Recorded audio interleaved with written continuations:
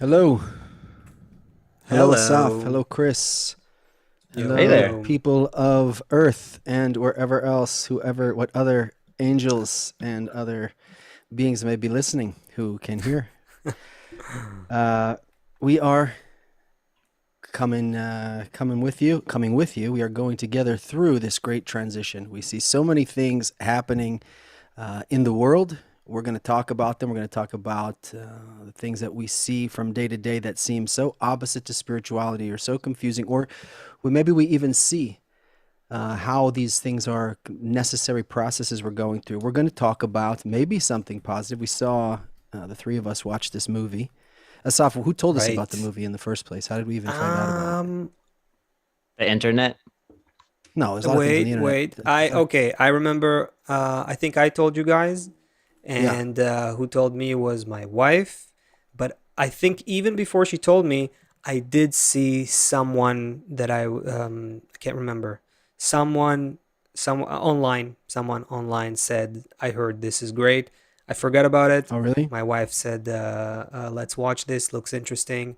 I said, okay, let's watch it together and let's do it for science. Interesting. It Let, was. let's do it Yeah, do it for science. Yeah. for the Yeah. So Kabbalistic exactly for the research sake of the purposes. job, we Yeah. all watched it.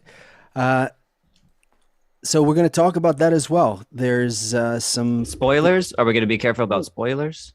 um I don't know, There's Um, not let's really a. I don't know if we even need to go to explain. I mean, I don't let's think see. we do Let's see. either. I We should be wouldn't. careful. Okay. Maybe I think we can it is. probably It do is a still in review theaters. So without spoilers. Yeah. Okay. okay. um see there's some I was kind of hopeful when I saw that that something became popular that had ideas, interesting ideas to think about. It was entertaining, and it presented some cool ideas. So we can talk about that, how it, what our impression of all that was. But before we do, I want to talk about an experience I had, two experiences I had in the last 2 days. I was walking around New York yesterday, and almost every block had vacancies on the ground floor, retail vacancies. It's a very strange feeling, especially for people who've been around New York. It's always packed. It's more or less always vibrant. Sunday morning, it's quiet. There's times during the summer, it's quiet. There's some quiet times. COVID was more quiet, but in general, New York has a pulse to it, a feeling to it, and Yeah. it's filled. People want to be there from all over the world. And now I don't know what the percentage is, and I don't see any stories in any news outlets. I mean, if I search for it, I can find some things, but I don't see any talk about it. Hmm. How many vacancies there are in New York. And rent is very, very high. I wouldn't be surprised if it's one of the highest in the world. Rent is very high in New York. So if all these people are not paying their mortgages, so that means the person who owns the building who counted on Right. So that they payment, they so they have no income coming they're going in. to have a Yeah. problem. Now, Trickle up. if the restaurant or the business is paying their monthly lease or rental, but they don't have customers coming in the door, then somewhere there's a loss here. And it's Right. literally every block. Maybe there's some neighborhoods that are doing better. But I was uptown yesterday and in a really nice part of the city, and there was so both sides of the street, just vacancy, vacancy, vacancy, then something, and then a vacancy, and it's Hmm. so strange. What's really strange about it though is everyone's acting like everything's normal. Hmm. Like it's almost like you're on the And you can Titanic. clearly say it isn't. I mean, you're there like back and forth all the time. But For years, I'm right? having weird feelings inside because you ever, someone, when someone's lying to you, for example, they're saying one thing to you, but you feel or something else, Oh, and that's there's this good. total dissonance That's because Yes. how you I can't felt believe watching this Amber person's Heard. actually lying to you. What? Okay. That's how I felt watching Amber Heard. No, I was joking. Just dropping that. This person's lying to you, but you can't. It's like hard to comprehend that they're actually lying to you. Like you can't Yeah, it believe that they're lying puts to you you in about. a you start being in some sort of a vortex in yourself, inside yourself. You're It's like, dissonance, right? It doesn't yeah. feel right. Yeah. Mm-hmm. That's the feeling that I had because the rents keep going up, actually, Mm-hmm. residential. People Uh-huh. still want to be there. And it had a big dip and a lot of people left, but people are coming back and prices are going up and people are buying buildings, um, and spending a ton of money, but there's all these vacancies on the ground floor. So it's like, um, I have that weird feeling like something's not right, but Mm. why is everyone behaving like it's right? Here's the other thing I saw this morning. If I can share this, can you see that? Yeah. Mm. What is it? Shelves? This is the pharmacy in my Uh, town. oh, okay. I had a rash, or I have a rash. I woke up with a rash on both of my arms. I'm not sure why, and I needed to go on with my life. So I did what a good American does. He goes and buys some No, Benadryl to make the proud rash of you. stop itching, so he can continue carry on with his day. So I Yeah. went Right. to get it, and this Well, is what I and saw. as I a couldn't believe Kabbalist, it. you also thought about why things are happening to you and how this has What? to do. I'm saying, as a Kabbalist, you also thought about why things are happening to you and how it has to do with the purpose of your life, even that rash. But you also went to buy this thing as a good American. Yeah. Okay. Necessarily had to go, yes, down the aisle. That is a scary look because medicine, that's different than like, I don't know, crackers on the shelf. Like, yeah, okay, Mm, medicine is like you're already touching with something that's a little bit more sensitive.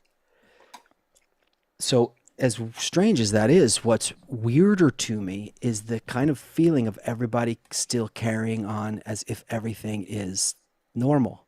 mm, Like, and even if people feel inside, like someone walks into that store, someone maybe not interested in spirituality or not asking a lot of questions, they walk into the store, their entire life, the pharmacy had stuff on all the shelves in America anyway. I'm not saying it's right or wrong, but that's how it was here. You just uh-huh. went to the store and they had stuff.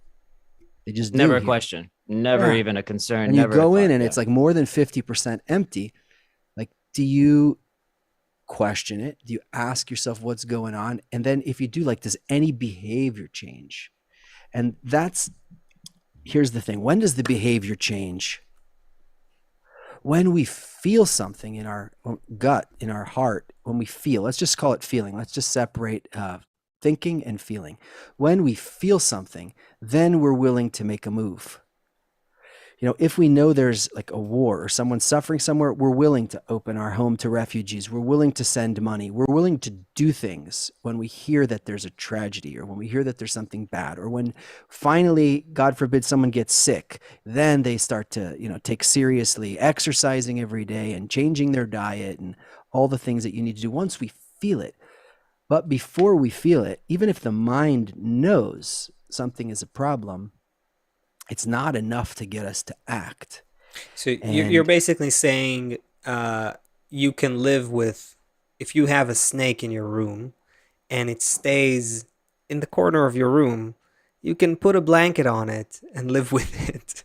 If you Or put a have, blanket over your head and yeah, act like or it's not yeah, there. exactly. But if you have 50 snakes, that's already a problem, right? Like that, Is like how many snakes do you need to say, oh, okay, we got to close the gap here no, what I'm between. saying, that's not what I'm uh, saying. That okay. what you said is when there is 50 snakes, we'll act.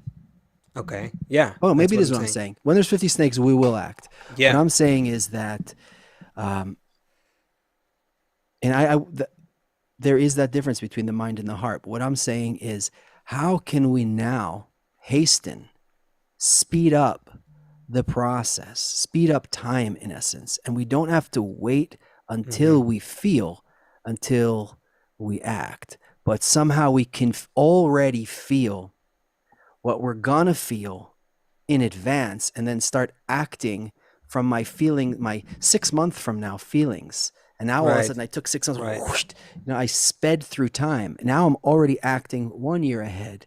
So how can we get to that point where we can already start behaving like the future and pull it towards us Right. and Yeah. move through, instead of having to manifest all of these dun dun dun, you're sick, now you're this, now you can't get up, now your body has a rash, now Yeah. this, now that we're in war, now this one, Hmm. has to die, and then Yeah. so You know, it's interesting that in developmental psychology, like one of the indications of a child that grows up is long-term thinking, right? Like thinking beyond today and tomorrow, starting to plan out life, Right. starting to think about, oh, I might want to do this and that, I might need to get this and that job, you know. So it's interesting to ask, as a humanity, as a society, are we at least, you know, are we at that point where we start long-term So, thinking, you know? so this is why I was excited about the movie. There's was the guy, by the way, was the main lead guy, was he the kid from the movie Goonies who was like slick shoes? Was that the same guy or I was that I have no idea. Chris, I I'm not have saying no, no. No, I actually have he no had the idea. I same don't know what you're mannerisms? I thought it talking was about. okay. Don't You guys don't we know both Goonies? don't know. We both don't Yeah, know. but I mean, geez, Ah, that was Chris like, knows. what Okay, did I I say, don't. 20 years ago? I wonder if that was him. Okay, anyway, he was just such a cute character. He was so great. So he goes to his wife at one point in the movie. And this is why I thought it was so cool because you don't have many movies. We talked about Matrix a few months ago, but there's not that many things that come out that that you hear these kind of questions. He goes, "Dear Evelyn," something like, "I know you fear that with each passing moment you'll never reach anything in your life." Mm. You know, he's like, "But every failure, Mm. every defeat has brought you to this moment." You know, it's like interesting. And then he goes to her, he goes, "You can either come with me and live up to your full potential, or you can just lie here." She goes, "I just want to lie here." You know, it's like, Right, right. There was that moment in the movie. I totally yeah, forgot Yeah, about and then that he one. picks her up, and that's it. It's like either she didn't have a choice. In the end, she still had to do what she needed to do. yeah. So um, we know, we already know that with every passing moment, we're getting closer to something. When we actually let ourselves feel the truth, we understand that things are not right in the Yes. world. The establishments Am are I giving being too much credit to people by saying that I think that a lot of people feel something's terribly wrong globally with the world? Is that not something that a lot of I people don't know. Can feel? everyone here tell us? Because a lot of times we're not sure. I'm Te- not sure. okay, Asaf thinks friends, everybody friends does, in but the I'm not chat. sure if everybody feels this I'm all. Go not, ahead. not okay. It's not that black and white, but friends in the everyone watching. Hey, hey, folks. Uh, Also, everybody, it's skewed because everybody watching here is no, already no, but I want to ask for their opinion. searching. I don't want to ask them if they Yeah, think right. Okay, so that's not something. your own feeling, but in Yes. your opinion, do most people that you know in life Do they think about? feel that something deeply systemic is bad, is wrong with the world? Do you think people have that feeling, not understanding, not even giving words to it? Do you think that people have this dissonant cognitive dissonance about what they see and how they feel about the world today? Was that a clear question? Was that okay? That Yeah. was even in the Yeah. movie. I don't know if that's what you're going towards. They were. I think that was what you were going towards because he was like explaining the whole mission and saying that we want to go back to when it was good. Yeah, you notice the coffee doesn't taste the same, or it tastes. There's all these signs that Mm. something is off, and you want to go back. You want to get the world. You can't leave your doors open or doors unlocked, and there's that identifying aspect. Like, hey, yeah, you can't leave your doors unlocked at night anymore, and you do have to Okay. look over your shoulder when you're walking down the street. And let's change it. That was kind of I'm the gonna motivation to get her to cross over. Is that too many details already? I'm gonna so we wanna go deep into the film, the movie review. Let's We talk want, about we it now. want to do Yeah, that. I think we Okay, were so going to talk about it later, but let's so I'm do Might it. gonna as read well. a Might as few. well. I'm gonna read a few of the responses because I see that some friends here, some of the viewers responded. So I'm gonna read a little bit of that, and then maybe right after that, let's go to just Okay. explain what the film is about first. Who can do that? Chris, you're gonna do that because I don't think everyone knows what we're talking about. So anyway, here's what our viewers are writing. Um, um, so, whoa, wait, I had to, okay. Southern Sass says, no, I had to point this out to my stepmother, and that's what was going on in the United, and that what was going on in the United States was global, not just local. Oh, everything is it's jumping around. I can't. Okay, I'll go Keeps from the moving. bottom. Yeah. Yeah. Guys, please, normal people feel and think life is good. Oksana says. Okay.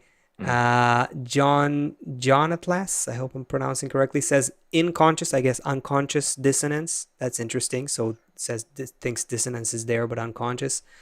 Johnny Joseph says I talk to lay people and they don't have a clue. And if I mention this stuff, they don't want to hear it. Annie Kurt says yes, most would agree. Religious quote Hold on. So I unquote don't know. Are ones. we? Yeah. I see Relitza says most of my friends do not feel the world is off track. So I'm trying to get a feeling. Do most people think that the world is off track, or most people think the world is not off track? So you guys clarify to us in the chat what you think, and in the meantime, I think let's go talk about the movie. So We all what watched is it. this Let's do movie? it. Yeah. Yes. What is it? Tell people, please. I don't think Did we everyone even knows. say the name of the movie? I guess if you looked at the Take it title. from the top. Take us there. Yeah. I'm just gonna say a small piece. Okay, so the title is Everything Everywhere All at Once. It's hinting at this at the concept of everything's happening everywhere all at once. And that sends your mind into thinking. They pull you into somehow being able to illustrate to you this. There's one dimension in time with one set of decisions that you made, and if you make a decision here, then it branches off. It creates a different universe, and then you have multiverse. That's where this whole like concept of multiverse comes from. And of course, there has to be some kind of plot, some kind of problem that they need to solve, right? And so there's some person who needs to be acquainted with a multiverse and how to travel to and from. I don't know how much further I need to really get into it, because after that, you're already kind of basically. I made a little note here that I didn't want to forget to say anything. Basically, we're looking at like this we're looking at someone painting a picture for us. They created this movie. They want to show. So it's a thought that they have within them that, you know, you have decisions that lead you down the path, and each decision you make creates a different universe, and you can travel and you can go beyond time. It's actually kind of a silly concept, but it's interesting because Kabbalah in a way does relate to it, which is why we wanted to talk about it on the show. Now, if I didn't say enough in order for us to start talking about it, then go ahead and add a little bit more. Asavia, you want to say something else? Well, I just don't know how much I really want to get into it. I think I do want to hear what you guys thought about the film, just about the film. You know, you start. You go first. What did you think about it? It was entertaining. I'll say it was entertaining, and there was some concepts that you're like, okay, that's interesting, and it makes you think. But then, of course, as soon as you close it, you know, you're already in a different world. But for a second, it showed you that it's kind of cool to think about rising above space and time. You know, like, oh, you can. What seemed real to me is not exactly. Yeah. I love that there was this feeling that you know, she's just such a normal person. She works in a laundromat and she's doing her taxes. It's like as normal a person as you could be, but she also contained within her like a world famous singer and this, you know, kung fu person, and just also the person who stood outside flipping the pizza sign. Like she contained millions inside of her. And at the end of the whole thing, she discovers that just the love between the human love that was there was really the whole essence of her life, not any of the other of, you know, any of these possible outcomes and personalities and everything else. Like the thing that she chooses is just that simple love that was like right in front of her through all of that. And you know, it wasn't like an accurate Kabbalah movie from beginning to end, but there were a lot of very cool hints in there. I thought that it touched on things to like kind of make a person you know, have a it does. It It does make you think. I mean, yeah. There was something that was really accurate, and it's whenever she's about to travel, she's learning how to like travel to different universes, and there's kind of this like these a few steps, like each time it's a little bit different, so you have to close your eyes and imagine, and so, and you get distracted, like the whole whenever she's like a celebrity, and she gets pulled into it, drawn, she sees it's all about her, she's receiving all this stuff, it's distracting for her.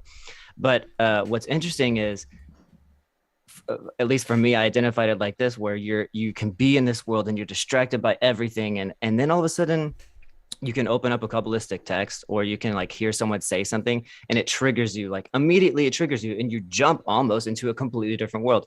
Now it sounds kind of crazy, but I know both of you guys, and probably some of the viewers who are studying for a long time, understand you can be in one situation, one state, completely just, the world is me having to go to my job, wake up, feed the family. That could be like what you feel as, the essence of life. And then all of a sudden, like almost in an instant, you read one or two words, you start reading from I don't know, from some book, like Shamati or something, and you jump, you literally, I don't know how else explain it. You literally jump into a different world. That to me was kind of cool, because that actually was very similar to how I feel, a lot when you just jump from back and forth all day, right? Did you guys feel like some sort of like, did you laugh internally, even like when there was that point where she was having like a situation happening in parallel worlds, and there was like, there's craziness in one world where it's like, oh, the taxes, and she's got to do that, and all kinds of problems come to her, and then in another world she's like in a dialogue with this higher, she's like observing herself and the whole thing happening. Yeah, that I think that is the thing that caught us as Kabbalists. That's nice. The thing, that's something that you feel when you do Kabbalah for a while and you start developing this kind of dialogue, inner dialogue with the purpose of life, with the source of life. You feel scenes in this world as projections from a movie reel, in a sense, and you're almost like, as if you're watching yourself be cast as a character in a scene. Yes, you're like, oh look, now he has to be angry at this person. Yes, like, exactly. Oh, look, now he's that guy. This is so good. That was very, that made me really, I thought like, that is cool, that if millions of people watch this film like they do with other, Hollywood films or whatever, that's a cool thing. It's nice that people get to contemplate that kind of experience through that film. Generally, I thought about the film, it's like, it was over 2 hours, guys. That was almost 2.5 hour film. Wow. I felt like I wanted to watch it at double speed. Me too. That's the thing. I felt. I don't want to discourage the people who want to watch it. But go see for yourself. Right. But for me, like, once the exposition was done and weird things started happening, and you get the idea of the film. Oh, okay, it's a film about the multiverse. That's a cool concept. For me, it was like then that took like an hour, let's say, and then the rest of it was like a lot of fight scenes that I didn't care too much about, but yeah, it was boring. Right? I mean, you've seen it. It's like Matrix. It's like, it just shows, that shows another thing. It just kind of shows you how, again, you're going to say I'm giving too much credit for people, but I think, it just shows you at least about the industry that even with... You probably couldn't sell the movie without the fight scenes. You're right. But what I'm trying to say is from the opposite perspective, that Hollywood is so out of stories and out of ideas. Even in a movie like that, where it's really bold and ambitious to try to do a movie that is based on the concept from quantum physics of the multiverse, and even then, after a while, it's kind of like, okay, we got to go to the same patterns again. Now we got to make her the hero. Now she's got to fight the she's a superhero, and it's another superhero movie ultimately. You know what I mean? But it could have been, if they had a purpose. they could have taken it to so many interesting places. But still, be that as it may, I think it's a cool movie to watch and so on. I think what's really what's really fascinating behind it is the concept that basically it helps viewers get used to that idea that our reality is in superposition, as they call it in quantum. Remind our audience what superposition might Mean infer. Right. So what is the multi? I'll be the physicist on duty for today, right? So the concept of the multiverse that the whole film is based on is essentially what is the multiverse? The multiverse is an attempt to explain why there is such a thing that is called the measurement problem. Something that physicists discovered about 100 years ago, and since then there's no real solution to it, and there's all kinds of attempts to answer it. The multiverse is one of them. The measurement problem is that when physicists try to examine the behavior of a particle, let's say an electron, when they don't measure it, it behaves one way, like a wave, meaning not even like a particle, meaning it's in superposition. It can be in different, it's essentially in different places at the same time. It's not a bit of matter. The whole wave already exists. Like the point is in all of those places. Well, the wave is really the only way to describe it is what is called the wave function, which is a mathematical description of probabilities, meaning that before you measure an electron, so I don't want to go into the whole double slit experiment because it'll take too long. But basically, you don't look at the electron to do it in like layman terms, right? You don't look at the electron; it behaves like a wave. It leaves the imprint of a wave, which means, think about it like a wave. There was waves and particles. Waves are different from particles. Light is a wave. The ocean, the waves in the ocean are also waves. Okay, so think about it like that. And then, so think about watching like a wave in the ocean, and then you measure it and it becomes a dot, a drop of water. That's, in essence, what happens in the famous double slit experiment that's been repeated again and again and again and again in the last 100 years. And somehow our act of measurement, and they tried it in all kinds of ways, collapses the wave function, they call it. Meaning instead of a wave, it becomes one particle. And measurable particle. One particle in a specific point in space and time. And before you measure it, it acts like when you don't measure it, it's like you don't look. Reality is in many different states. You look at it, there's just one state. That's really that's reality is in superposition. Reality is in many states. You look at it and then it collapses. Well, yes. That's the concept. Word, I don't know, but okay. The superposition or the wave function collapses into one specific state instead of all those various states that it can be in one specific town, in one specific country, in one specific incarnation. So like each of us are seeing. And it goes back to the earlier premise. Like if we could see the whole scene, but we're only we have to, from one scene, from one particle, understand the whole thing. But specifically, we're given this feeling like for us, you said during when we try and implement the wisdom of Kabbalah, like, you're not implementing. Baal Islam is super specific in the foreword to the book of Zohar. He's very, very clear about what we're measuring and what the book of Zohar is dealing with. When we're doing all of this work, we're not talking, it's like, what are you, like, what is clothed?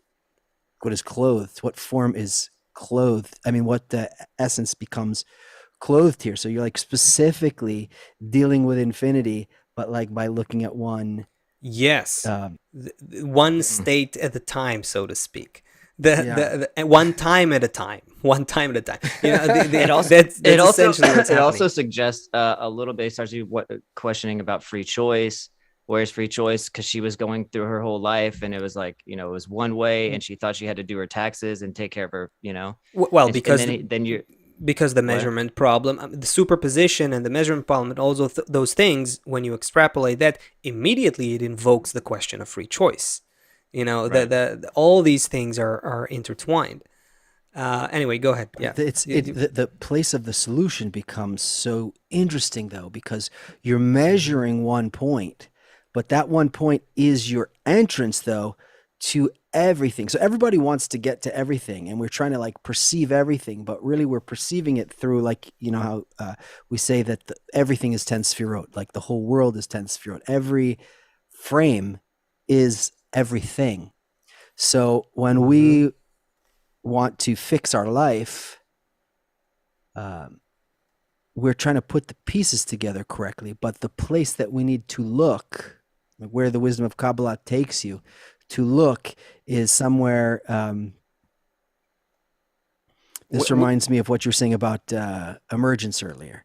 It's like your actual before the solution. Show. In our, I don't hear you. You mean in our conversation before the show, emergence? Yeah. Okay. You are looking at your taxes and your laundry and your this and your this and your this, and you're trying to find your solution.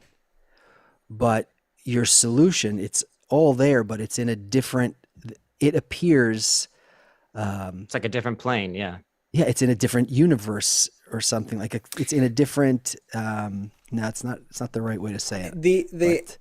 This is clearly, oh man, I think I have a muscle that I strained in this reality right now. Can we jump to another reality where that doesn't happen? Let's jump to another one. Anyway, so okay, here's an attempt to do a simple parallel. Say this and then let's get on with it. Let's get okay. On with it. Say this and then let's go. You mean move on to another topic? Because actually, there's a few points here that are interested. So say a few points, and let's just a few points. Head starting. We're running out of time. Go. Okay. Essentially the program that governs our perception is what we call the ego. The ego is the program that governs human perception, right? And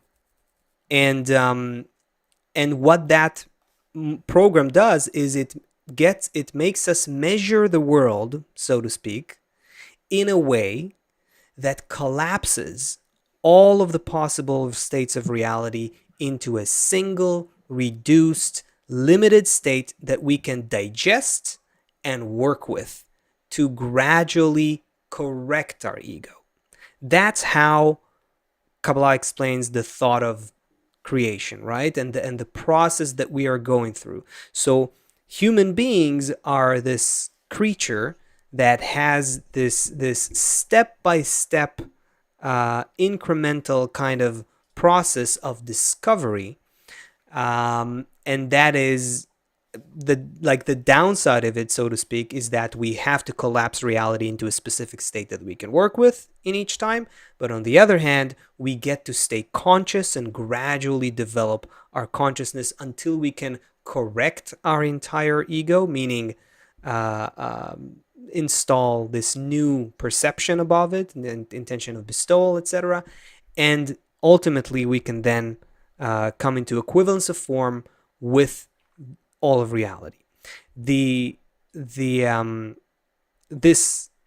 process also produces, every time our ego collapses, which is every second, right? Every moment. It's not, time is part of it. You're making it sound like it's some kind of like thing that I'm doing. This is something that you're given. It just happens. Right. It happens, right. And immediately this happens on a non-material level, and because it happens to our desire. Our desire is made up of as five. We perceive reality, it's collapsed into one.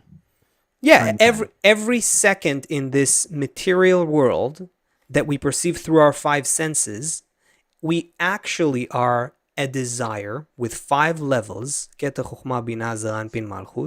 and because it has a program that governs all those desires at the moment, all those 5 levels of desire, the program is egoistic. It limits the amount of what we call light that can get into these desires into just a very thin, narrow kind of experience that we think that we are in a temporary experience detached from eternity, detached from the real world, in something that feels like a material experience where we're all separated things and separated from each other and separated from this whole reality. And we think about it as a material world perceived through five senses. But really, even the senses are not really our senses. They're just, that's how they appear to us. The actual experience behind the curtains, behind the material curtains, is a desire that is at the moment being limited in its experience because it doesn't have uh, um, a versatile intention, let's say. Its usage is very limited. That's Well, basically you're the making it situation. sound like Yeah. Sound you're like. making it sound like I mean, it's that whole structure, that it's like this gravity of the ego. That is, it's so strong. I mean, when do you, if rarely ever, maybe if you take some psychedelic drugs or something, you're able to even think in the direction that this is just a, this is kind of just a facade.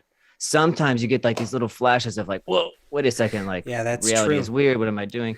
That That's it's a very strong force. And also Rosalind gives this idea, he gives the concept of the radish and the worm, that the worm inside the radish thinks that this is his whole world, and then all of a sudden he pokes his head out through, and sees the whole world. So eating through that radish, there's efforts, there's many states that you have to go through.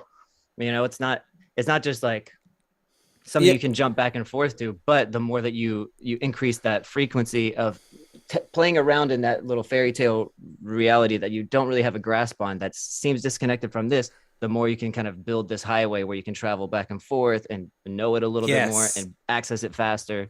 And There is let's do one something more here. point. Let's do one more point then. Let's do one more point. Where, Yeah, well, go. let's share with our viewers a little bit of what it means to really work with a in a group practice, right? In a true form, in the true sense of authentic Kabbalah, and how we do it in, Wait, in, in groups. so give it a little, wait, give a Because little I bit want of to background then. I mean, okay, so That's a bit of a why jump. it is a bit of a jump. Okay, you know what? So let's just throw it out there, and whoever gets from it, whatever, we'll take from it, All right. whatever. And then All right. I'm just sharing with you guys what I think is cool about this movie, right? So the the hero in the movie goes through a situation where she recognizes that she exists in one world, but she also exists in many other states. And so, what we do with between us Kabbalah students, this is veteran Kabbalah students who are practicing this on a regular basis and so on. We play in that with that reality of a superposition of possibilities with regards to our friends. So we all want to reach a reality, a perception of reality where we're all connected as one. Everyone in a Kabbalistic group is working on building that intention, building that perception of reality. We have the texts that guide us and tell us exactly the details of that reality and the structure of that reality. And using that inspiration from the text, we're trying to implement it, to build it, to portray it in the relationships between us in a very visceral way, right? That I and my friends want to feel as one as the text describes. And here is And the there's so cool many thing. details. What does it mean as one? Right, Like right. where and along the way you get so many discernments. Of So it's course, like this is very simple. Yeah, I just right. jumped. Okay, It's go ahead. like going to doing a PhD without Right, doing right. a first grade. I understand, but It's still just interesting. Keep but going, just to keep going. No, it's just to good. give an idea. So in a way, what's happening is that every time what you discover is that the friends who are working with you on achieving that perception of reality are in a sort of a superposition towards you. meaning you can see the experience with them in, and that is such a an emotional. Explain what you mean. Meaning that Can he explain it? I don't know. Meaning that you're with a group of people, and at the same time, or in very quickly, you can move from feeling totally disconnected from them, detached from them, not even feeling them, to a state where you are feeling that you're one thing, and you're not even, it's not even other bodies that you are with. It's that you're all a single system, that you're all one structure, that your friends are pieces of you, and you're included in them and they're included in you. And from that state of complete separation to the state of complete interconnection, you can go through all the states in between, and you constantly go in and out of like a more connected state and a more separate state, and a more connected state and a more separate state. And that's how you can experiment with seeing the friends in different states. In a sense, like how you're trying to, like how when you measure them, when you like measuring a particle, right? When you measure them, you experience something. When you don't measure them, they could be anything. And then you measure them again differently and you see something different. And that becomes, and basically they become the portal to these other states in reality. So she had a device, something like that. That's the device. The device is our connection with each other. That's the crazy thing that all, okay, I recognize this was ambitious. I know. I don't know if I think that's I okay. know what the crazy thing is. What's the crazy thing? The crazy thing is that all of humanity, all of people have this device. We as human beings have this device, the connection between us, at our disposal at all time, and which can elevate us to a completely different different experience of the world and reality and everything. And we just ignore it. We have no idea, and it's right under our noses. It's as if we choose to stay in this. Because we don't. It's so beautiful to listen to you say it, because it feels, when you just talk about it, that it's right there. It's really right in front of us. Nobody has to buy it. Right there. Nobody has to go anywhere. You don't. It's the need most internet. natural thing. There's nowhere to go. It doesn't cost you any money, but we don't feel it. Even when you say it, I can start to understand it, but we don't feel it. And it would be so great if everybody would care about each other. Could you imagine how the world would feel if everyone just cared about each other? Yeah, and that's a oh man, we could. It seems like a stretch, but honestly, yeah, go ahead. But honestly, when you're talking about the friends, and like there's like this, you said portal. That's one good way to think of it. And another way I think of it is like, you walk into a closet or like a room, whatever, everything's dark, and all you have is your hands to kind of feel like where you're going. You need to get to the other side of the room. You don't know how to get there. And as long as you're allowed to continue to walk forward, you're going to get there. So you're just feeling around, feeling your feet. And it's like, I'll just add one extra aspect to this, which is what's happening when you're looking at searching for the friend, searching for that one. You're colliding with your own ego. You're colliding with what your default state is. Yes, according to the books, you run into the program of perception that governs you, and that's a very strange experience. But it's yes, but it also gives you this kind of like anchor, like, okay, this is how I feel, this is my default state, and then you feel what the opposite is. So as long as you have that default state and you're feeling it, you can kind of walk around and be like, that's my ego. And you're walking around the hall, this is my ego over here too, that's also incorrect, don't go down that way. So it's just it kind of points you in this one direction. So, and that's why Kabbalah is so being able to look at them. That's why Kabbalah is so empirical, and it's not just you imagining people who don't understand the foundations of what we're talking about. It may sound like very loopy, but there's this anchor, very clear anchor, that you have one point of observation, which is here, and it's like gravity. It's a default state, and from that you can constantly measure. You try to go somewhere, and you can measure how far you went and how close.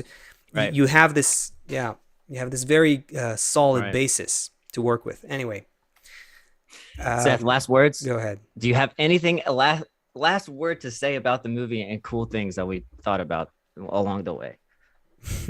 Well, Anything. kudos to the people who made it. It's very cool to see a movie that's just not so stupid. It was almost Exactly a what I compliment. expected to hear. Almost a compliment. Very good, Seth. Almost a compliment. It was I really very enjoyed proud it. I of you. laughed. I enjoyed it. Very I proud. did. I laughed out loud a few times.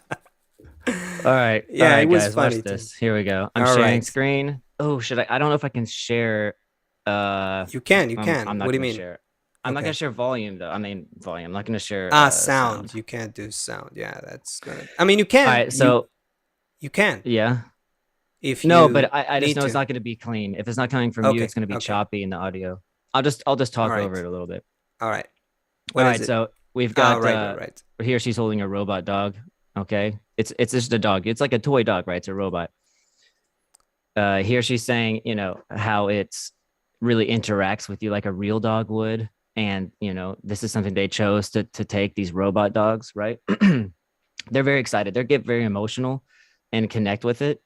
And it learns how to respond. It learns the owner. It recognizes the face. It comes to you. You can call it. So there a connection between these machines is apparent, and they do have an emotional connection. You listen to what they're saying. Now you guys did it. We talked about this before. I even felt how I could even get attached to that. I could see how that's even, how that's possible, right? So there's that one aspect where AI is kind of bringing, it's really bridging. Wait. The gap So just for the record, between this is an AI dog, and your Chris is saying, I see myself having an AI dog. Hold That's on. what you're saying Let me here. stick up for my friend Chris before we get into this. But I think what's Thanks, saying is guys. that a person is pre-wired to want to make a connection, and if that's hijacked by a robot dog, it's possible Okay. that I would feel Okay, that Wow, way. that's that's very well accurate the put. way you said Very that. well said. Or not even a robot dog. It could I have don't been even have another. anything to say. All right, that's not what I wanted to talk about. I wanted to say that first because it's a little bit more. You can kind of see the interaction here. I specifically want to show you guys about this AI software called Replica, which a lady created this program after she lost her best friend, and she still wanted to continue that connection with her friend, and so she created this machine to learn the way that her friend spoke and how he interacted and the things that he said and how he said them. Wait, we're And it doing a learns review on along the way. We're doing a review on a Black Mirror episode. Wait, what's happening? Well, listen, you're not too far away actually, because when you look at her, let's just play it in the background. When you look at it, this is the guy. He I guess passed away, and so it's very emotional for this lady, right? And so she created this chatbot called Replica. So that's kind of what it is here. You're looking at the screen. You can see like one person's putting an input, sending it, and then she's receiving a message back. The message that she receives back is from this machine, but it's playing like her deceased friend would respond to her. So she gets to as if carry on a conversation she would have had with them through text. Now that's, I guess, kind And of during all I that want to show time about that she's texting with AI, she's not actually communicating with living humans. Well, I don't know. She might be cheating on her current boyfriend with her AI. That's also a stretch. I don't know if that's possible. Wow. But let me ask you a question though about this, because we understand what's happening. Both of you guys understand the plot here, right?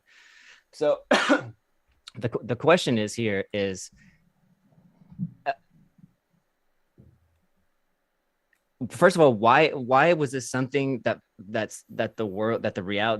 humanity felt, that she felt, that's something that was necessary to create? Are we lacking some kind of, or do we not have enough empathy that we get from society to where we have to create some artificial source of empathy that can relate to me?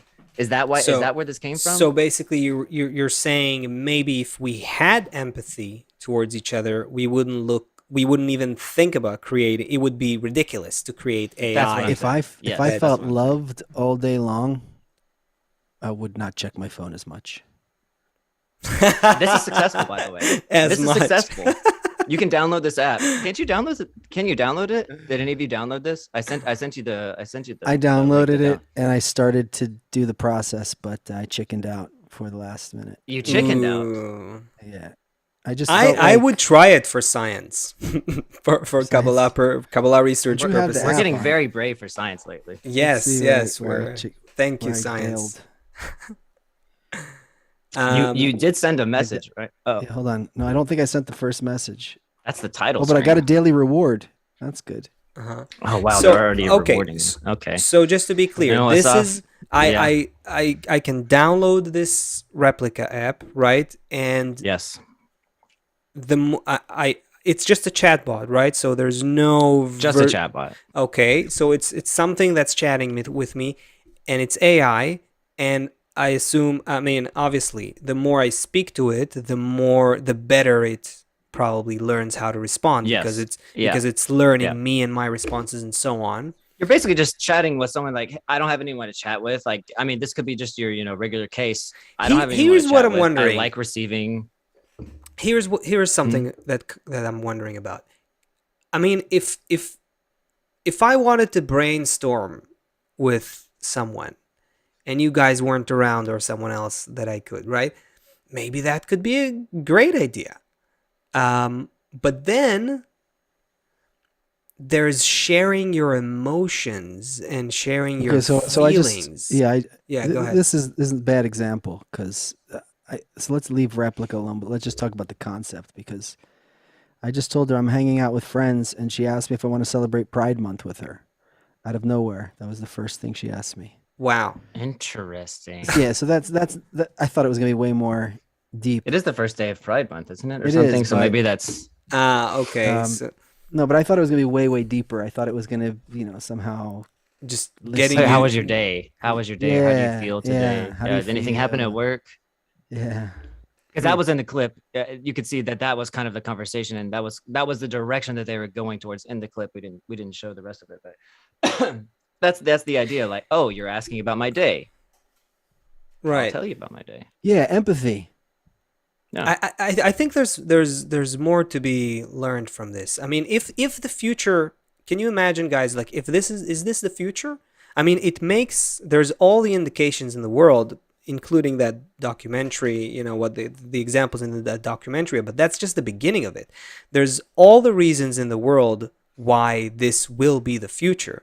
You know why not? So I mean, so if the robot, okay, so for example, if the robot can have sex with you, do your laundry, do your dishes, talk Yeah. to you, make you feel comfortable, is there anything left that a human would do better with you than a robot? And what Is do you there any- prefer, even? What I'm saying is, if What it's would you prefer? just to get the dishes mhm. done, mhm. probably doesn't matter. But is there some quality that would remain after the robot's capable of doing everything the robot can do? Is there anything left Mhm. for that this human creature can do? Or no, it's just shove. It's all the same. All right. Here's a interesting question. here's a Kabbalistic forecast on this. Go. Let's say within a decade, these things become ubiquitous. Every teenager, You're never uh, washing dishes again. You're never doing laundry. No, again. even before that, I'm just with the chatbots. Just the chatbots now. Oh, Okay. chatbots. Yeah. okay. Just stay with Alright. the. A home robot in 10 years? Okay, cut the make it the home robot. Totally Okay. doable. Everyone Totally. has them. Everyone has them. Even if you don't have, they're affordable. They're everywhere. It's just like the personal computer, right? Everyone has one. It's like If you have a 10-year-old at home or a 12-year-old at home, they go like, "Mom, Dad, come on, everyone has their super Siri or whatever, come on, when will I Oh, get to have nice. mine?" And parents like it because it takes away a lot of the burden, a lot of the stuff. It will teach them about even sex ed, oh, Wow, you really thought about let this. the You really robot went do down that. deep. I'm going with Okay. Seth now. I'm just letting my mind go loose here, right? 10 years into the future, these Yeah. things become ubiquitous. They take away parenthood, they take away education, they take away everything. Drive the kids to soccer, go to the Yes. grocery Yes. store, fix the vacuum, everything. Or vacuum the Now, floor and then fix the vacuum if you break. Right. so essentially, we have created the perfect friend and helper and assistant and secretary and everything to fulfill our egos. You asked about the higher quality. That will, I mean, on that level, we don't need each other. Who needs people? Who needs people when you have robots, AIs that will do everything and will be tailored to your needs and your egoistic quirks, even, everything. So Make me the best smoothie in the morning, the yeah, most perfect kind of pancakes. No, in but the I'm morning, lonely. I'm But- lonely. omelet. Talk. It- Yeah.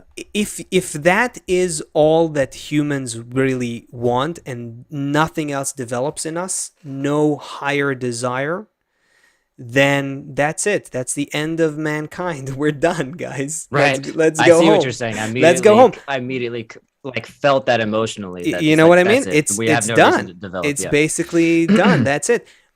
But if the human has a desire to connect above the ego, which is a completely different reality, a completely different kind of connection, that is something that we will never be able to do with AIs, because AIs, as complicated as they can be and so on, that point in the heart, as we call it, the desire to connect with the source of life that appears through a connection of bestowal and an altruistic, a connection of love between us outside of our ego. That desire is something that only exists in the human being and can be developed in a human being only. And everything that the AI will do will just be based on serving our egoistic needs. That Yeah, I can see that. that is, an alternative way. And then maybe we could even use the AI to assist us, to facilitate, to help us focus on developing our spiritual desire. I can Okay. actually see that happening. I can see that being a real thing where we kind of figure out like, okay, you're not going to be my new wife, but you can, help us like relieve the burden of everyday life, so we can focus on things that Do all my because chores honestly, so I can hang out with my wife. right. and can you hang out with my wife today? Well, what's That's left? funny. What's left to do after everything has been done? Yeah.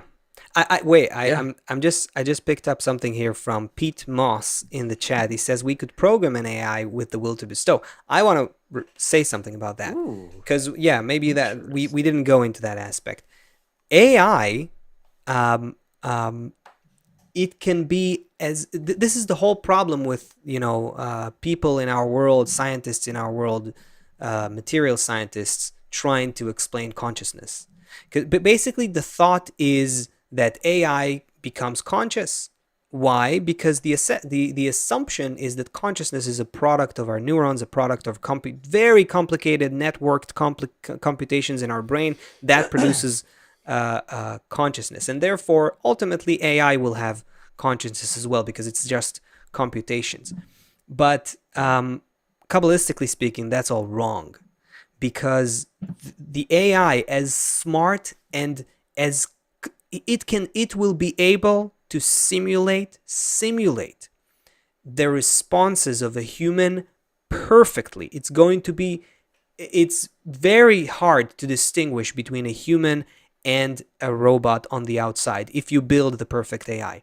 It's already getting very close to that, by the way. Yes, very close. Yeah, but emotion, the sensor that actually senses pain, that senses love, that senses hate, that senses anger, bewilderment, that these emotions, they're not the computational work of the brain that produces a response, which is what Right. AI will learn how to simulate. This is a non-material sensor, which is the only substance that was created, called a desire. And that's something that you cannot create anew. The only way to create it in this world, seemingly, create it or make room for it, is to make a human baby, essentially. You cannot program desire.